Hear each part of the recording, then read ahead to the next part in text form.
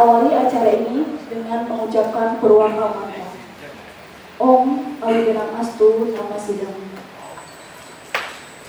Acara selanjutnya adalah menyanyikan lagu kebangsaan Indonesia Raya. Hadirin dimohon untuk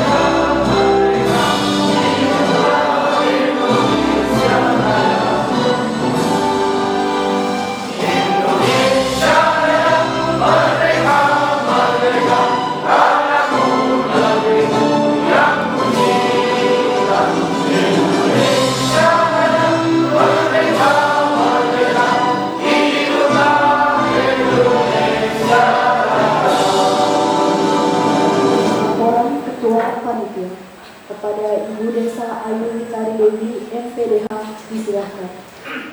Om Swastiastu. Assalamualaikum warahmatullahi wabarakatuh. Selamat sore dan salam sejahtera untuk kita semua. Namo Buddhaya. Kami ngajeng pinanida pamangku sami meraga suci yang sama-sama kita hormati Bapak PLT Kepala Kantor Wilayah Kementerian Agama Provinsi Nusa Tenggara Barat. Selamat datang kami ucapkan kepada Ibu Ketua Stahan DPJ Mataram.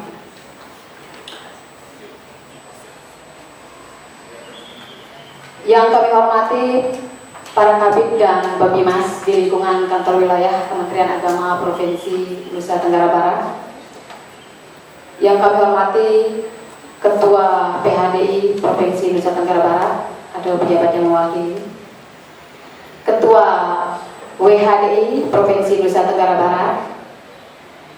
Yang kami hormati Ketua Sekolah Tinggi Agama Hindu Negeri Gede Puja Mataram. Selamat datang Ibu. Yang kami hormati Ketua Kramupur Provinsi Nusa Tenggara Barat, Ketua Pradah Provinsi Nusa Tenggara Barat, para peserta dialog kerukunan yang berbahagia.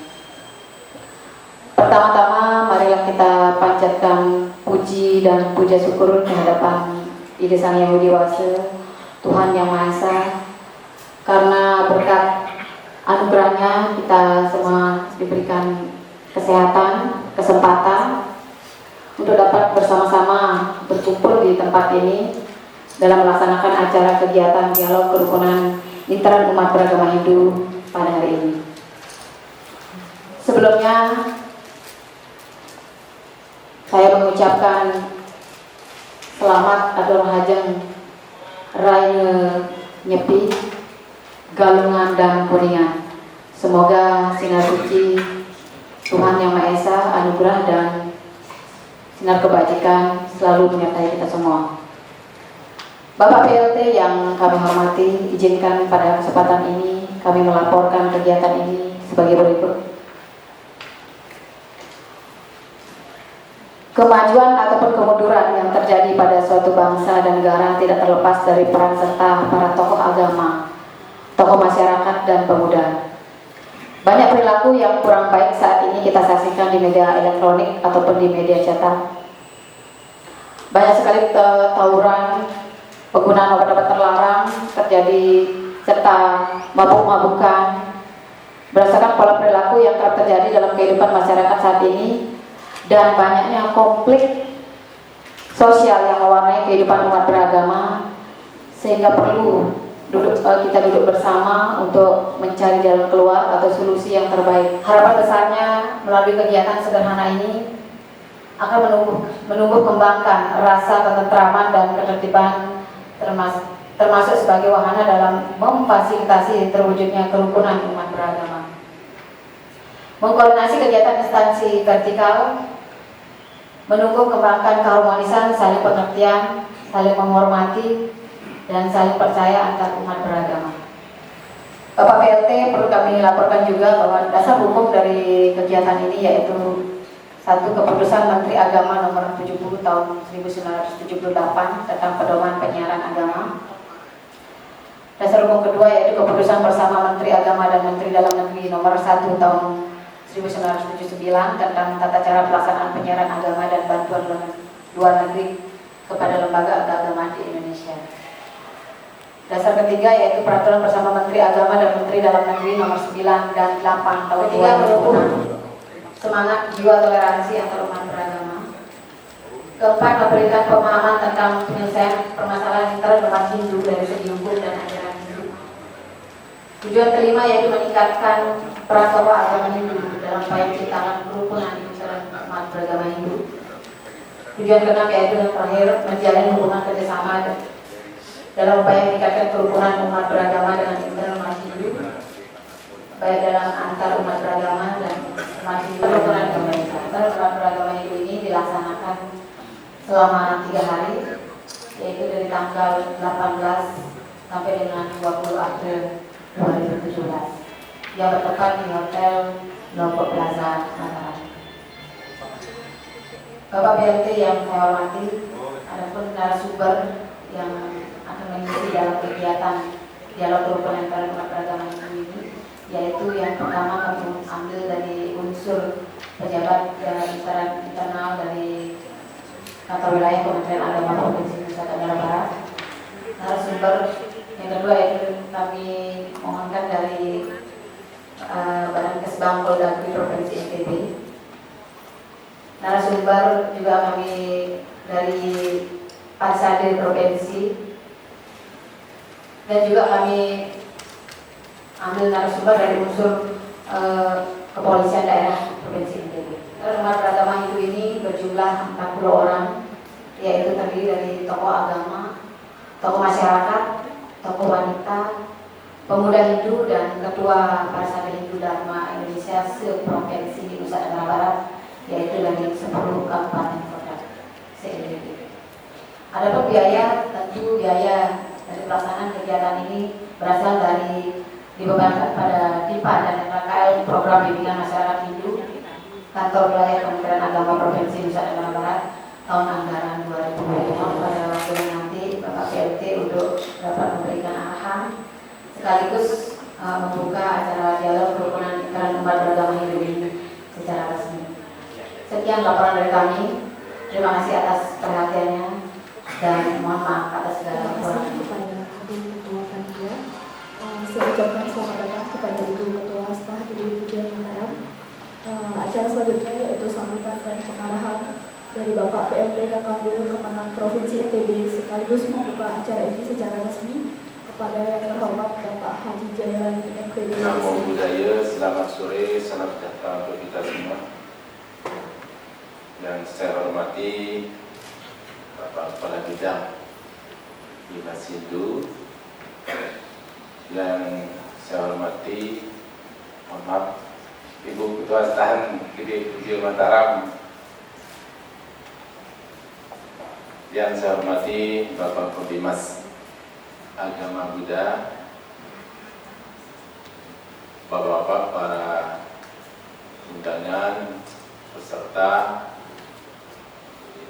sekaligus juga para pejabat di lingkup Kantor Wilayah Kementerian Agama Nusa Tenggara Barat. Kita panjatkan puji syukur kehadirat Tuhan yang Maha Kuasa,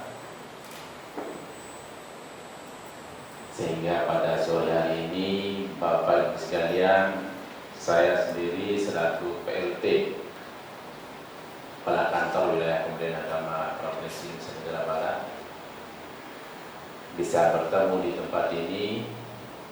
Syukur, tentu dalam keadaan sehat walafiat, dan forum ini mudah-mudahan berjalan lancar sampai dengan selesainya nanti dan menghasilkan sesuatu yang indah bagi kita semua.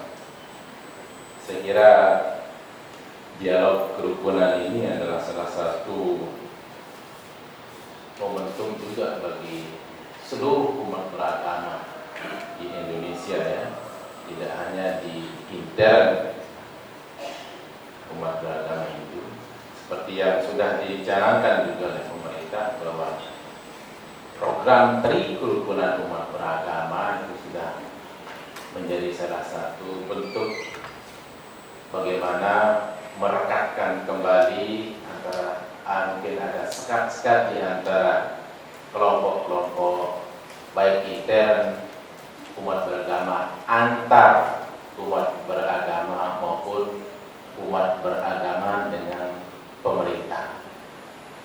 Saya kira perbedaan pendapat, perbedaan pandangan, satu keniscayaan bagi semua makhluk. Jangankan orang yang berbeda, Bapak Ibu sekalian, anak kita yang satu keturunan, satu darah pun, yang namanya berbeda pendapat itu adalah hal yang pasti ada. Kerukunan intern umat beragama itu juga dilaksanakan oleh agama-agama yang ada. Kalau kita lihat di Nusa Tenggara Barat ini, alhamdulillah kita lihat satu miniatur dari Indonesia sesungguhnya, karena semua umat beragama ada di Nusa Tenggara Barat. Bahkan Konghucu pun, Bapak-bapak yang saya hormati, itu juga ada di Nusa Tenggara Barat. Meskipun memang Konghucu paling kecil komunitasnya, baru 13 orang, Pak.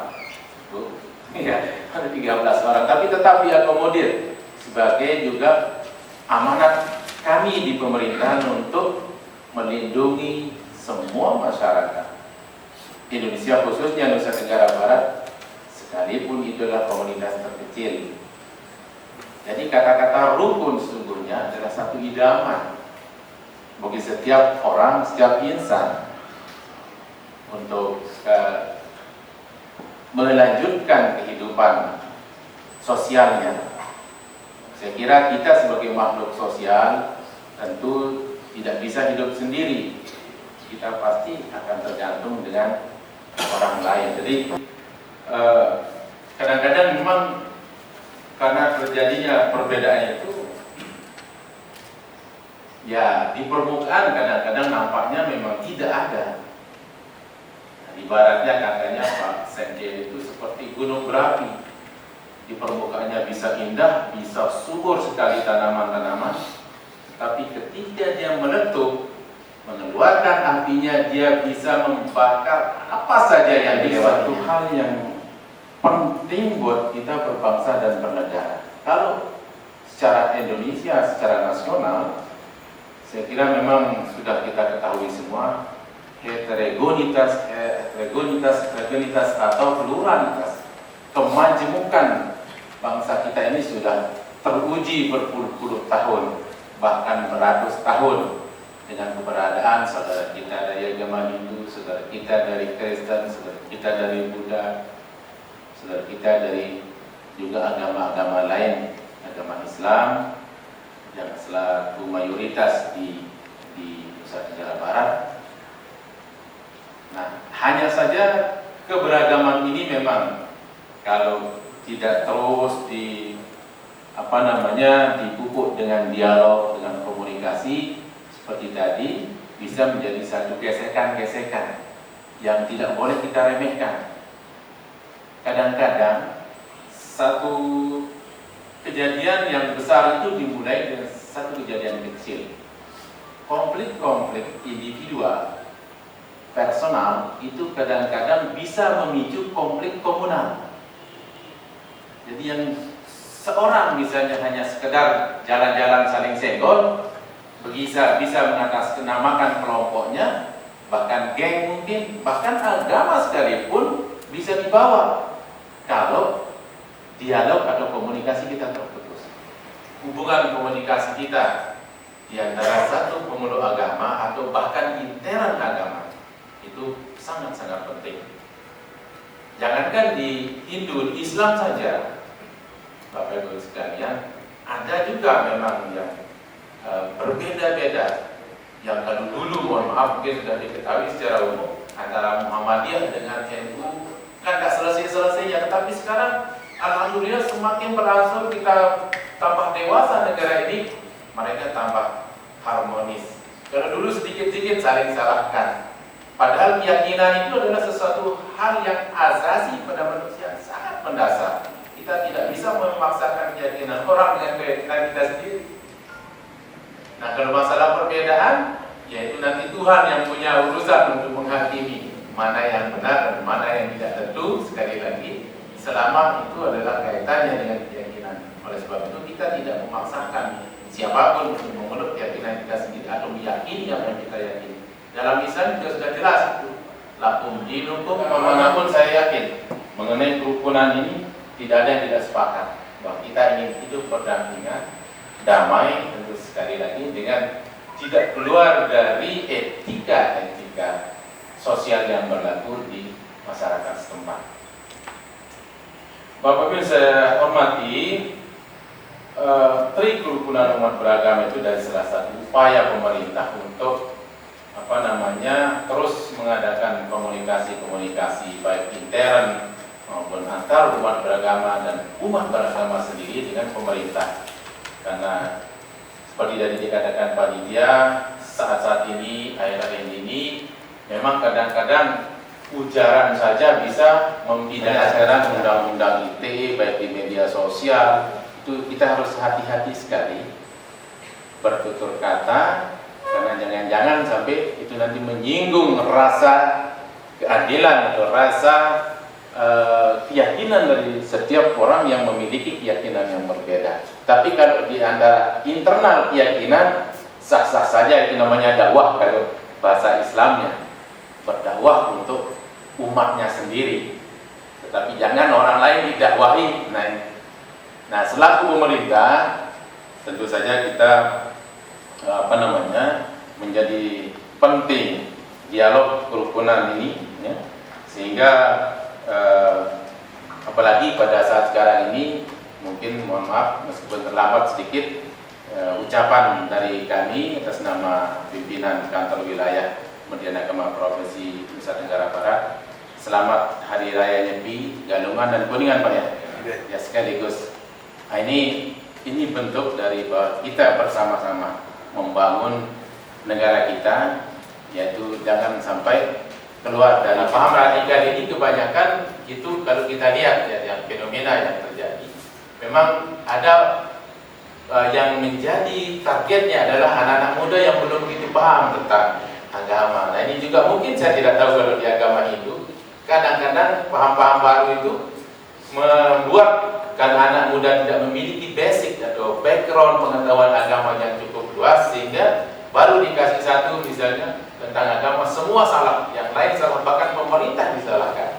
Bapak Ibu yang saya hormati, memang kerukunan ini memerlukan satu bentuk aplikasi ya. Jadi aplikasi kerukunan atau implementasi kerukunan itu memang saya kira bisa melewati dialog ya, melalui dialog khususnya kaitannya dengan bagaimana menjalin komunikasi, persepsi dan kesepahaman dalam beri kehidupan beragama. Karena memang kadang-kadang tanpa komunikasi ini terjadi salah paham, itu biasa. Jadi itulah sebabnya kadang-kadang kata-kata komunikasi itu menjadi sangat penting, karena setiap kejadian itu biasanya yang jadi kambing hitam itu adalah komunikasi. Miskomunikasi, ya kan? Sering terjadi itu, karena memang itu karena tidak ada komunikasi yang intens antara satu pendapat dengan pendapat lain, terjadilah crash, gesekan-gesekan, miskomunikasi, salah komunikasinya, atau mispersepsi. Nah, dan sebagainya. Jadi kaitannya dengan dialog internal agama Hindu ini memang memiliki kaitan-kaitan dengan bagaimana antisipasi kita terhadap konflik-konflik yang tadi saya katakan bahwa konflik-konflik kecil kadang-kadang bisa memunculkan menjadi konflik yang meluas, yang eskalasinya meluas untuk selanjutnya menjadi rumit dan ruwet untuk menjadikan solusinya. Oleh sebab itu melalui dialog ini saya yakin nanti akan ada titik temu dan sekaligus wawasan-wawasan seperti tadi dikatakan panitia untuk bagaimana kita bisa menerima perbedaan, bagaimana memaknai satu kerukunan ini dengan cara saling menghormati dan saling menghargai satu sama lain di antara kita. Jadi seperti yang saya katakan tadi bahwa memang perbedaan ini adalah satu keniscayaan. Kalau dalam agama Hindu saya yakin namanya catur marga itu sudah biasa. Nah ini catur marga ini kan diantaranya bagaimana kita memiliki hubungan harmonis dengan Tuhan. Yang di sana ada marga. Oleh sebab itu saling tolong menolong di antara kita adalah satu hal yang menjadi kewajaran. Karena kita bermasyarakat, kita bertetangga, kita di satu tempat di satu. Saya kira kehidupan keberagaman kita, keragaman kita, keberbedaan kita ini adalah satu sesuatu yang indah. Kalau kita lihat dalam pelangi itu kan, kalau satu warna kayaknya kurang indah, tapi ketika berwarna-warni menjadi sesuatu yang indah. Sama halnya juga dengan menggunakan alat musik. Alat musik dengan berbagai alat musik itu menjadi satu harmonisasi yang indah ketika menjadi satu suara dan dimainkan dalam bentuk alunan yang tidak ada yang beragama. Karena agama itu adalah landasan kehidupan kita bermasyarakat maupun kehidupan kita secara individual. Saya kira juga salah satu tujuan kita ya, kaitannya dengan toleransi dan tujuan kita kehidupan ini seperti tadi adalah bagaimana kita santai kan gitu ya, atau damai, atau salam kalau istilahnya bahasa Islam, damai, rukun. Itu yang saya katakan tadi bahwa kata-kata rukun itu adalah idaman. Jadi semua makhluk saya yang penting buat kita semua. Beberapa hal yang tadi saya katakan itu, apalagi di dalam kehidupan agama Hindu itu, saya kira semua bisa menyatu, semua kita bisa bersaudara, seperti yang dikatakan dalam Tatuam Asi itu ya, bagaimana engkau adalah aku adalah engkau. Jadi satu saudara lah, tidak ada yang merasa diri lebih, jadi semuanya merasakan. Inilah makanya kita makhluk sosial ini, kita bisa berbagi dengan yang lain. Kalau istilahnya orang Islam itu bisa berbagi karena merasakan bahwa engkau adalah saat ini menjadi perhatian juga pemerintah, bagaimana bisa mengembangkan multikultural, kehidupan multikultural, multiculturalism istilahnya. Berbeda itu sesuatu hal yang wajar. Hanya saja berbeda ini perlu difasilitasi lewat dialog. Nah, dialog-dialog inilah yang pemerintah fasilitasi saat ini, baik itu intern maupun antar umat beragama dan antar umat beragama dengan pemerintah. Dan salah satunya yang sekarang sedang dilakukan kegiatan ini adalah intern umat beragama Hindu.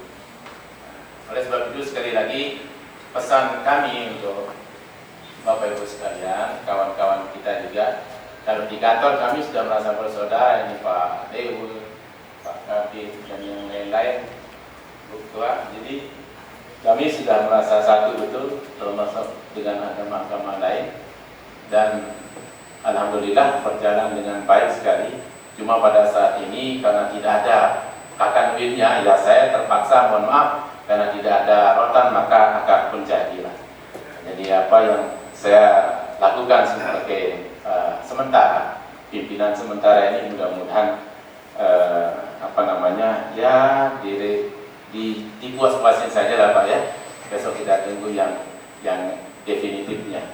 Oleh sebab itu melalui kesempatan ini mari kita buka atau saya akan membuka kegiatan dialog kerukunan intern umat beragama Hindu secara resmi.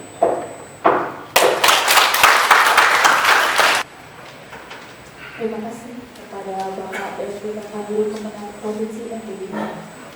Acara terakhir adalah doa yang akan dipimpin oleh Juru Mangku Gede Ketut Susilo.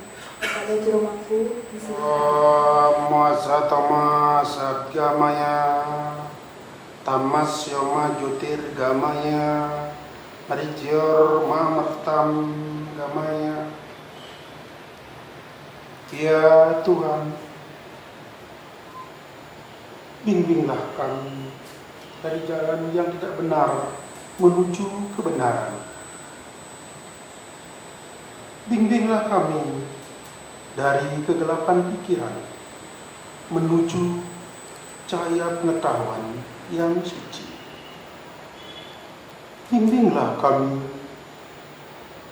dari kematian menuju kehidupan yang abadi. Ya Tuhan dan Padewa yang Maha Suci,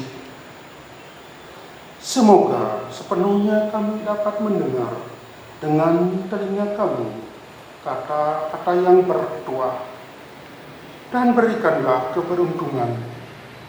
Semoga dengan mata kami ini dapat melihat hal-hal yang menyenangkan hati, yang bergelar di suara yang maha agung.